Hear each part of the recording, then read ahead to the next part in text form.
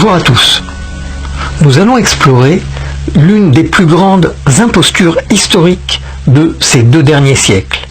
Le nom Israël, lu par les égyptologues sur la stèle du pharaon Neremta au musée du Caire, signifie-t-il réellement Israël ou bien est-ce une supercherie, une usurpation, une immense escroquerie scientifique?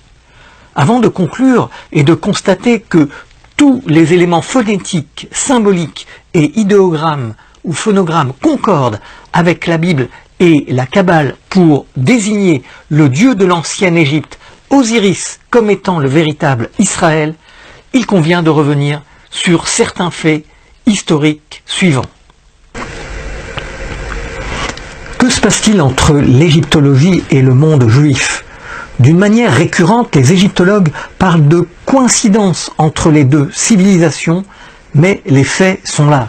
L'archéologie a permis de découvrir que les anciens Égyptiens adoraient un Dieu unique, tout comme les Juifs, le créateur du ciel et de la terre, comme dans la Bible.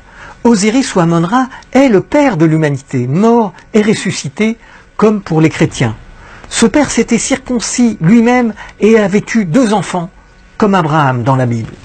Les 42 commandements d'Osiris interdisaient de tuer, d'ordonner de tuer, on l'a vu, de blasphémer, de voler, de convoiter.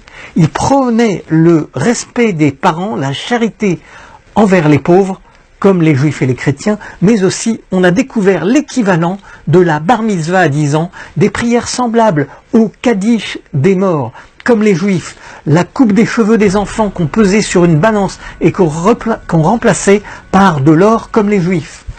Les Égyptiens avaient 2 jours de repos obligatoires sur 10, des jours de fête, des jeûnes, des nourritures permises ou interdites, toujours comme les juifs, sans omettre les cérémonies d'embaumement, comme les juifs de l'Antiquité, et les rois d'Égypte portaient des vêtements rituels, nous allons le voir, semblables à ceux des juifs. Leur couronne était rouge et blanche à l'effigie du serpent d'Amon, comme les rois d'Israël.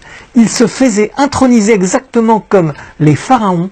Leurs noms étaient divisés en 5 noms, précisément disposés comme les 5 noms des pharaons.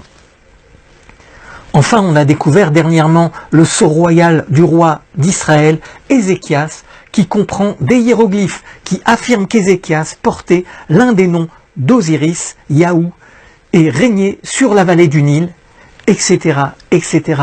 Tout cela fait beaucoup de coïncidences, et il y en a encore.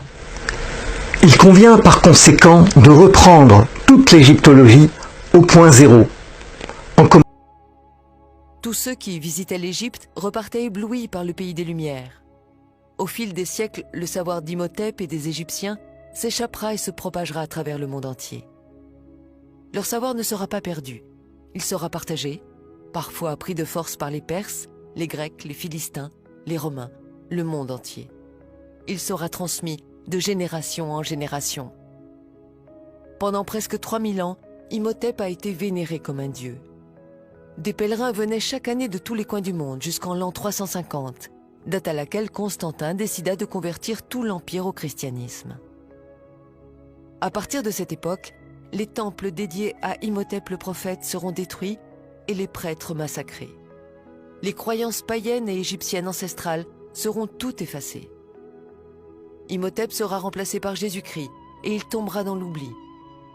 Le traité d'Imhotep sera remplacé par le serment d'Hippocrate. Les Afro-Égyptiens étaient vus comme des dieux pour les peuples qui les rencontraient. Nous réalisons maintenant qui sont ces extraterrestres et ces dieux. C'étaient les premiers scientifiques de l'humanité, les pères de la chimie, de la physique, des mathématiques et de la géométrie.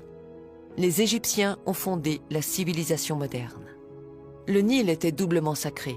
Il offrait de la nourriture, mais pas seulement. Le Nil leur a donné ce qu'il y a de plus précieux au monde, le temps. Du temps, 4 mois par an pour réfléchir et observer.